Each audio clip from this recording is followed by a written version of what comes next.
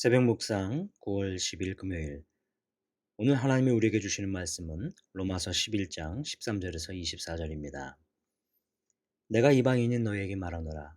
내가 이방인의 사도인 만큼 내 직분을 영광스럽게 여기노니 이는 혹 내 고륙을 아무쪼록 시기하게 하여 그들 중에서 얼마를 구원하려 함이라.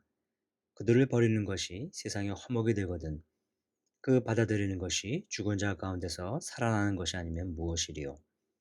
제사하는 처음 익은 곡식 가루가 거룩한즉 떡덩이도 그러하고 뿌리가 거룩한즉 가지도 그러하니라.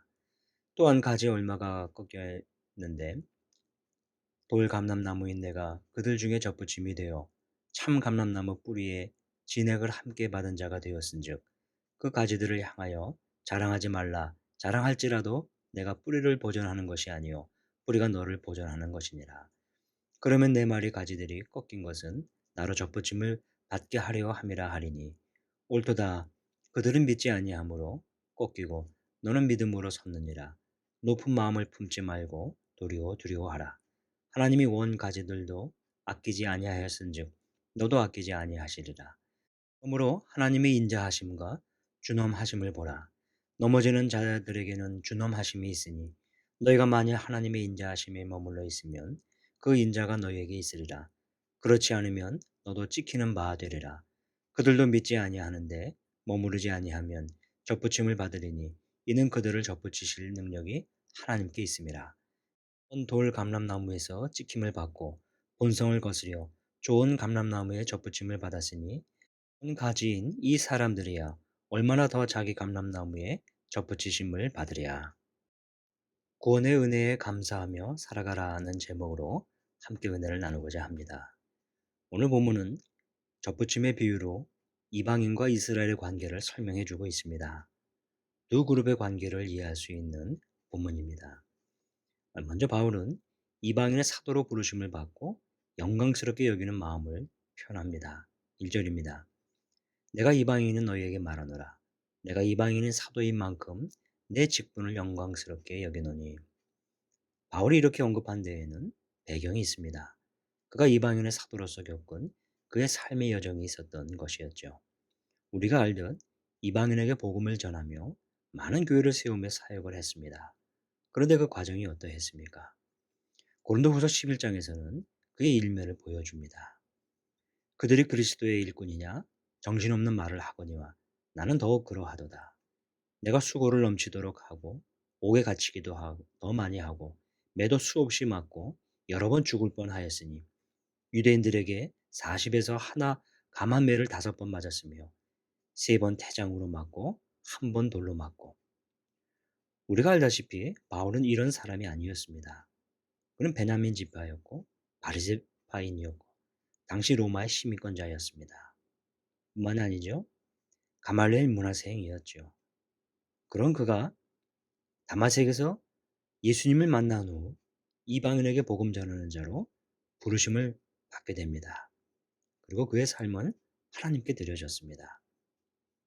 그리고 그가 얻게 된 것은 고난과 핍박과 조롱과 비화와 위협 등이었습니다.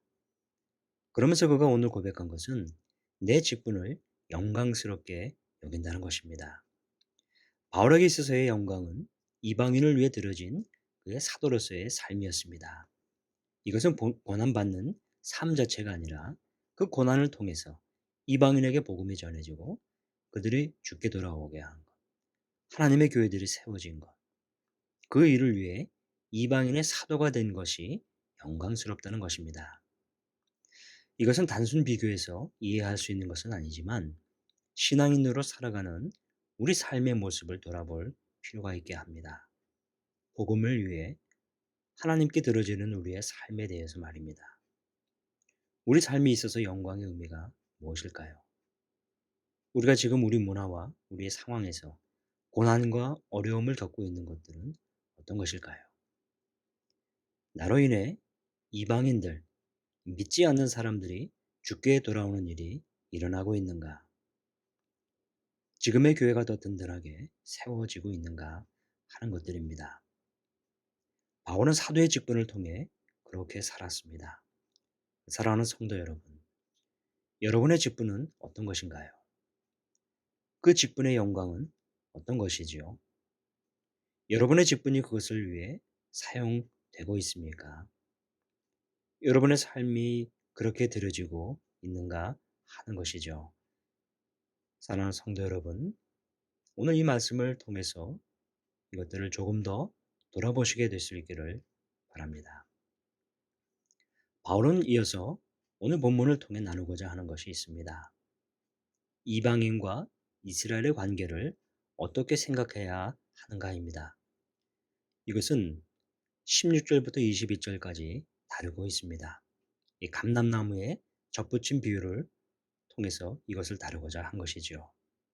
이 두 그룹의 사이에 갈등이 당시 로마 교회에 팽배해져 있었습니다. 그래서 바울은 이 문제를 더 정리해야 할 필요가 있었던 것입니다.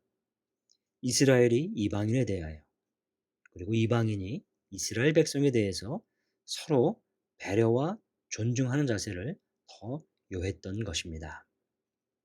오늘 본문의 비유는 이스라엘 백성은 참 감람나무고 이방인은 돌 감람나무라 비유를 했습니다. 감람나무는 올리브 나무이죠. 열매는 올리브가 맺히지만 그 과정에서 원 뿌리에서 줄기를 타고 올리브가 맺히는 것이 맞습니다. 참 감람나무로 이스라엘 백성을 지칭합니다. 그런데 원 줄기에 다른 가지를 심는데 마찬가지로 열매는 올리브가 맺습니다. 돌 감람나무로 이방인을 뜻합니다. 결과적으로 하나님의 백성이 되어서나 두 부류는 다른 배경을 가지고 있습니다. 이스라엘 백성은 구약의 역사를 알고 있습니다. 율법의 배경과 내용을 잘 알고 있죠. 그들은 하나님으로부터 직접 선택받고 하나님의 백성이 되었습니다. 그러나 이방인은 그렇지가 않습니다. 구약 역사에 대한 지식이나 이해도가 충분하지 않습니다. 율법의 의미를 다 이해하지 못합니다. 때로는 그 필요성조차 모른 채 강요받기도 했었습니다. 그런 가운데 이방인은 복음으로 예수 그리스도를 새롭게 알게 되므로 그를 영접하고 하나님의 백성이 되었습니다. 이 두 부류는 같은 하나님의 백성이 되었으나 서로가 같지 않음으로 인해 쉽게 융합될 수 없는 그런 관계가 되었습니다. 바울은 로마서에서 이 두 대상의 관계를 매우 중요시했습니다. 왜냐하면 이 두 그룹의 갈등이 오랫동안 지속되어 왔기 때문입니다. 일종의 교회 안에서 주도권 문제이기도 했고 로마 교회에서의 역할에 대한 문제이기도 했습니다. 이스라엘 백성이 이방인에 대해 그들의 구약과 율법에 대한 이해도가 적어도 그들을 무시하지 않고 존중하며 받아들이고 같은 하나님의 백성됨을 인정해야 하는 것입니다. 그들을 교만하지 않게 그들을 품어주고 세워가야 하는 것입니다. 반대의 경우도 마찬가지죠. 이방인들은 이스라엘 백성이 구약과 율법에 대해 알고 있는 것들, 그리고 그들의 경험치가 많은 것을 인정하고 역시 존중해야 하는 것입니다. 그리고 겸손하게 그들을 따르고 섬기는 것이죠. 바울은 이 두 그룹 중에 이방인들이 더 많이 죽게 돌아오게 하는 것에 큰 비중을 두은 것은 말할 것도 없습니다. 동시에 유대인들에게 구원의 은혜가 그들의 행위나 조건이 아니라 전적으로 하나님께로부터 온 것에 대해 감사해야 하는 점을 강조합니다. 그들로 하여금 이방인들이 구원받는 일에 더 열려져야 하는 것이 오늘 바울의 심정입니다. 사랑하는 성도 여러분, 하나님의 백성이 된다는 것, 곧 구원받은 것은 하나님의 은혜로 이루어지는 것입니다. 그래서 이스라엘 백성이든 이방인이든 모두가 하나님 앞에 겸손해야 하는 것입니다. 그리고 하나님께 대한 진정한 감사는 겸손은 다른 그룹에 대한 그의 마음과 태도로 보여질 수 있는 것입니다. 함께 기도하겠습니다. 하나님 아버지, 돌 감람나무였던 저희들을 하나님의 백성 되게 해주셔서 감사합니다. 때로는 이 은혜를 잊고 살아갈 때가 많았음을 고백합니다. 오늘 말씀을 통해 저희 자리를 확인시켜 주셔서 감사합니다. 먼저 구원받았다고 교만하지 않고 남을 업신여기지 않고 겸손하게 살게 하여 주옵소서. 다른 사람들에 대해 더 존중하고 더 낮게 여기며 주의 교회를 세워갈 수 있게 주님 인도하여 주시옵소서. 바울의 사도직이 영광스러웠던 것처럼 저희들에게 주신 이 직분을 통해 하나님의 영광이 드러나게 하여 주시옵소서. 예수님의 이름으로 기도하옵나이다. 아멘. 계속 이어서 기도하겠습니다. 먼저 말씀을 생각하며 나를 구원하신 하나님의 인자하심과 준원하심을 깊이 깨닫게 하소서. 구원받은 은혜에 늘 감사하며 겸손하게 살게 하옵소서. 제게 주신 직분을 통해 믿지 않은 사람들이 더 주께 돌아오게 하옵소서. 주의 교회를 세워가는 삶이 되게 하여 주옵소서. 오늘 환우들과 연약한 지체들을 또 위해 기도합니다. 오랫동안 질병으로 고통받는 환우들의 아픈 몸과 마음을 위로하여 주시고 하나님을 신뢰하는 믿음이 무너지지 않도록 붙들어 주소서. 고통 가운데 하나님을 더 깊이 만났던 말씀이 힘이 되게 하시고 돌보는 가족들의 마음과 영혼을 주님의 마음으로 위로하여 주소서. 장기간의 폭염으로 인해 지친 성도님들에게 날마다 새 힘을 부어주시고 치유와 회복이 일어나는 교회가 되게 하소서. 긴 시간 하나님으로부터 떠나 있는 가족들, 성도들의 마음에 성령 하나님께서 함께 하셔서 주의 말씀으로 살아나게 하소서. 담임 목사님과 직원분들을 위해 또 기도합니다. 박재원 담임 목사님에게 하나님의 은혜와 능력이 충만하여 연유교회를 잘 이끌어 가실 수 있게 인도하여 주옵소서. 동역하는 교회 직원들이 맡겨주신 역할들을 잘 감당케 하옵소서. 오늘 선교사님을 위해서 기도할 때 최정골 지영순 선교사님의 사역과 가정을 지켜주옵소서. 고통 가운데 있는 롱이냐 난민들이 참 하나님을 만나는 은혜를 더하여 주소서. 딸 연희가 한국 생활에 잘 적응하며 한국 대학 진학에 길이 열리게 하소서.